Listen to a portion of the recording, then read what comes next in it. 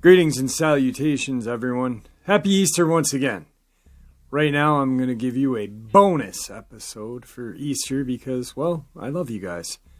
Before we get into today's upload, or bonus upload, a couple links. As you know, I rely on my Patreon, my PayPal, and my merch store to help the channel to continue to grow and go. Those links are in the description below. Also, Dogman Frightening Encounters, Volume 1, 2, and 3, the audiobook version, written by Tom Lyons, narrated and produced by me, Jeffrey Nadolny, is available on Audible, Amazon, and iTunes. The links to those are in the description as well. Now, I've taken enough of your time. Let's get on with today's bonus upload, shall we? Today's first part of the upload. While trading stories around a campfire, my friend recalled an encounter he had while serving an LDS mission. My friend's mission region had a reservation within its boundaries. However, it was relatively far from where he was serving. On one occasion, him and his mission companion were asked to travel further than usual to meet some investigators. This took them near the reservation. On their way home, their car ran out of gas, and it wasn't until late at night that they were able to continue their journey home. My friend, who was driving while his companion slept in the passenger seat, chose a different route that took them through the back roads in an attempt to get home sooner. He told us he was driving above the speed limit when he noticed movement in the woods lining the road. Because coyotes were common in the area, he took little notice at first. Then he looked out the window and slammed on his brakes. The sudden stop jolted his companion awake, who immediately wanted to know what was wrong. My friend was shaken, but he said he would tell him once he got home. He asked him to say a prayer. By the time they made it home, his companion was dying to find out what had happened. My friend told them that I looked down at the road next to the car and saw 6 men running on all fours, keeping up with the car. I was driving 40 miles an hour. Today's second part of the upload. I was told this story once. My dad is not a bullshitter, nor is he a liar, so I know this story is true. This was in the early 80s. My sister, who lived in Toronto, came down to visit our parents for the weekend. She was staying at a friend's house who loaned her a car so she could come out. After her visit, she left a little after 9 p.m. She got maybe 7 to 8 miles away from the house when the car broke down. Thankfully, she broke down in front of a friend of the family's house. They let her in to call Dad, and Dad came to get her. The family said she could leave the car in their driveway for the night, and my sister decided to just stay at my parents' for the night. It was now a little after 10 p.m. and pitch black late November. While my sister and Dad were driving back to the house, they passed through a heavily wooded area. Out of nowhere, they hear this incredibly friggin' loud, inhuman scream that was heard over the engine. Them talking and the radio. Dad slammed on the brakes and they both started to freak out when suddenly a 6-foot-tall coyote walking on 2 legs with black and white striped tail appeared on the side of the road and proceeded to walk in front of the car. As soon as it passed, that same scream played again, only this time 10 times louder. My dad slammed on the gas and they got out of there as fast as possible. It was never seen again. Today's third part of the upload. There was a time I went camping with 2 of my buddies, both neither really outdoorsy type. I was just kind of getting them used to the whole camping and hunting scene. Now I love hiking and exploring more like, because I hate just walking a trail. You're really seeing nothing new. So I took the 2 friends out there a ways, and we got about 2 miles from camp, and they wanted to go back. I said fine and showed them where to go on my phone, and made them put a waypoint on the other little GPS I had to follow. I wanted to keep going, so I did myself. They wanted the pistol I had for safety reasons, leaving me to walk alone in the forest with water and nothing else. No big deal, I thought. I found a steep hillside with rocks all the way down when I was about 5 miles from camp and decided to go down. I followed the path at the bottom of this thing, which was at this point just a dry riverbed. I walked down and it got steeper as I went further south. When I crossed a certain point, something just felt wrong. I started to try to look around for anything, but there was a huge log across 2 hillsides, and when I crouched down to crawl under it, it felt like I was being watched. I looked up and to my left, saw nothing. Looking around to see if there was anything in the middle of the riverbed, then looked up to the right. A huge black canine, too small to be a bear, but it looked like a wolf on steroids. This dog creature and I held glances for what felt like hours, but I know it could have been more than 10 seconds. Every passing moment made me feel the dread. I moved backwards to get the hell out of there, and when I moved, the wolf thing just booked it into the forest, further from camp. In hindsight, this thing was moving faster than any dog I had ever seen. Today's final part of the upload. In Navajo legend, a Skinwalker is a medicine man who has gone to the dark side and is able to shapeshift into animals and other people. By night, they transform and inflict pain and suffering. Did an Arizona family encounter a Skinwalker on an eerie, deserted highway through Navajo country? All her life, Frances T. has seen things, heard things, and felt them. Born into a family of sensitives, this was a rather norm. In my family, you were considered odd if you didn't experience abnormal things, Frances says. We never talked much about our experiences or our feelings about them. We just accepted them as normal, which, in fact, to us, they are. But nothing could have prepared my family for what we encountered on a dark, desolate road in Arizona 20 years ago. It's a mysterious and traumatizing event that still haunts them to this day. Frances's family had moved from Wyoming to Flagstaff in 1978, shortly after her high school graduation, sometime between 82 and 83. 20-year-old Frances, her father, mother, and her younger brother took a road trip back to Wyoming in their family pickup truck. The trip was a vacation to visit with friends in and around their old hometown. The only member of the family not present was her older brother, who was in the Army and stationed at Fort Bragg, North Carolina. The course along Route 163 took them through a Navajo Indian reservation and through a town of Kayenta, just south of the Utah border, and the magnificent Monument Valley Navajo Tribal Park. Anyone who has lived in Arizona for any length of time knows that the Indian reservation can be a beautiful, if harsh, place for non-natives. Many strange things happen out there, Frances says. Even my friend, a Navajo, warned us of traveling through the res, especially at night. Along with the warning, however, Frances' Native American friend blessed the family, and they were on their way. The trip to Wyoming was uneventful, but the trip back to Arizona along the same route more than justified the warning from Frances' friend. It still gives me goosebumps, she says, to this day. I have major anxiety attacks when I have to travel through the North Country at night. I avoid it at all costs. It was a warm summer night about 10 p.m. when the family's pickup was heading south on 163, about 20 to 30 miles from the town of Kayenta. It was a moonless night on this lonely stretch of road, so pitch black that they could see just a few feet beyond the headlights. So dark that closing their eyes actually brought relief from the fathomless black.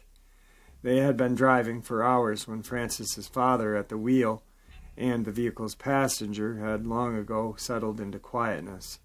Frances and her father sandwiched her mother in the truck's cab, while her brother enjoyed the night air in the back of the pickup. Suddenly Frances's father broke the silence. "We have company," he said. Frances and her mother turned around and looked out the back slider. Sure enough, a pair of headlights appeared over the crest of the hill, then disappeared as the car went down, then reappeared. Frances commented to her father that it was nice to have company on this stretch of road if something went wrong. Neither vehicle and its passengers would be alone. Thunder began to rumble from the vast clouded sky. The parents decided that their son should come in the cab before he got soaked from the rain. Frances opened the slider window and her little brother crawled in, squeezing between her and her mother. Frances turned to close the window and again noticed the headlights from the following car. "They're still behind us," her father said. "They must be going either to Flagstaff or Phoenix. We'll probably meet them in Kayenta when we stop to fuel up." Frances watched as the car headlights crested another hill and began to descend until they disappeared. She watched for them to reappear and watched. They didn't reappear. She told her father that the car should have crested over the other hill again and hadn't. Maybe they slowed down, he suggested, or pulled over. That was possible, but it just didn't make sense to Frances.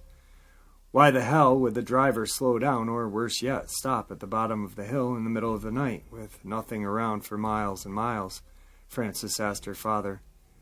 You'd think they'd want to keep sight of a car in front of them in case anything happened. People do weird stuff when they're driving, her father replied. So Frances kept watching, turning around every few minutes to check on those headlights, but they never did reappear. When she turned to look one last time, she noticed that the pickup was slowing down. Turning back to look out the windshield, she saw that they were rounding a sharp bend in the road, and her father had slowed the truck to about 55. And from that moment, time itself seemed to slow down for Frances. The atmosphere changed somehow, taking on an otherworldly quality. Frances turned her head to look out the passenger window when her mother screamed and her father cried out, "Jesus Christ, what the hell is that?" Frances didn't know what was happening, but one hand instinctively reached over and held down the button to lock the door, and the other tightly grabbed the door handle. She braced her back against her small brother and held firmly onto the door, still not knowing quite why. Her brother was now yelling, "What is it? What is it?" Her father immediately flipped on the interior cab light, and Frances could see that he was petrified. I have never, ever seen my father that scared in my whole life, Frances says.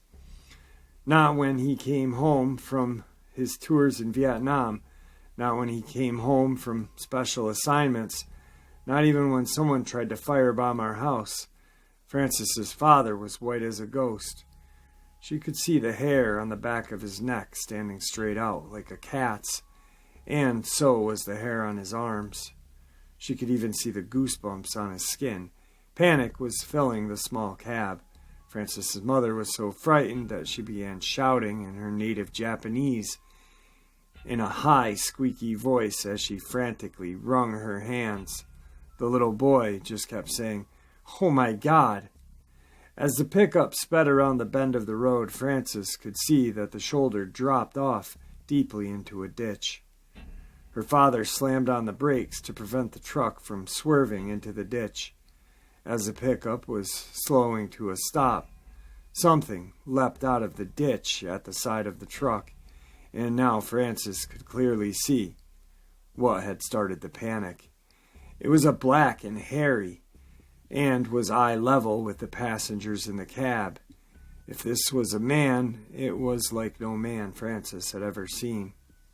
Yet, despite its monstrous appearance, whatever this thing was, it wore a man's clothes.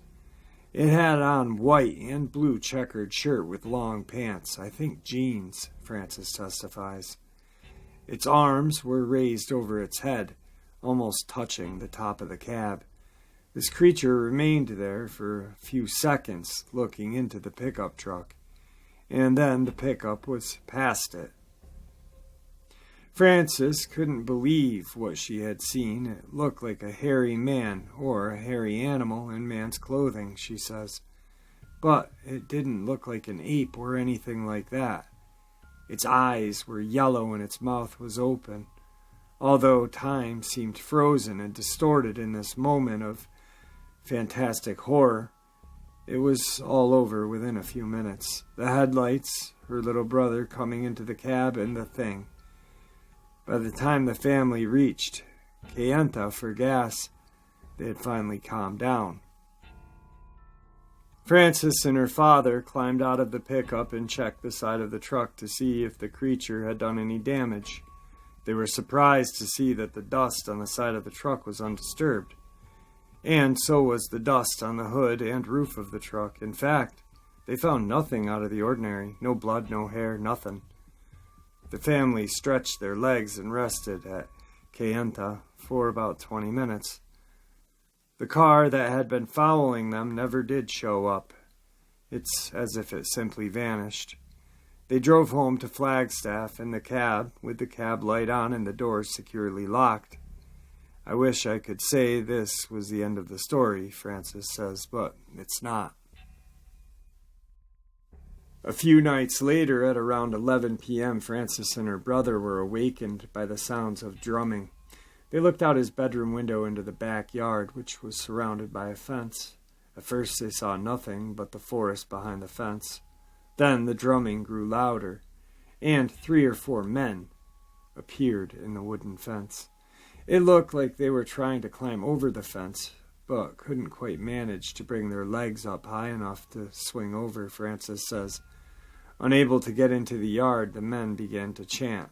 Frances was so scared she slept with her little brother that night. Sometime later, Frances sought out her Navajo friend, hoping she could offer some explanation on these strange incidences. She told Frances that it was a Skinwalker that had tried to attack her family. Skinwalkers are creatures of Navajo legend, witches that can shapeshift into animals. That the Skinwalker that attacked them was quite unusual, Frances told her friend, as it had been a long time since she has heard of any activity about Skinwalkers, and that they normally don't bother non-natives. Frances took her friend back by the fence, where she had seen the strange men trying to climb in. The Navajo woman considered the scene for a moment, then revealed that 3 or 4 Skinwalkers had visited her house. She said they wanted the family, but could not gain access because there was something protecting the family. Frances was astonished. Why, she asked. Why would the Skinwalkers want her family? Your family has a lot of power, the Navajo woman said, and they wanted it. Again, she said the Skinwalkers usually don't bother non-natives, but she believed that they wanted the family enough to expose themselves. Later that day, she blessed the perimeter of the property, the house, the vehicles, and the family. We haven't been bothered by Skinwalkers since then, Frances says. Then again, I haven't been back to Kayenta. I have gone through other towns on the reservation, yes, at night. But I'm not alone. I carry a weapon, and I carry protective amulets. Alright guys, I hope you enjoyed tonight's bonus Easter edition of this. I want to thank everybody again for just being here, celebrating Easter with me. And I want to thank everybody who has sent my dad and family prayers for his surgery tomorrow. So thank you guys. You guys really, truly do rock. And with that, I'm going to bid y'all farewell and see ya!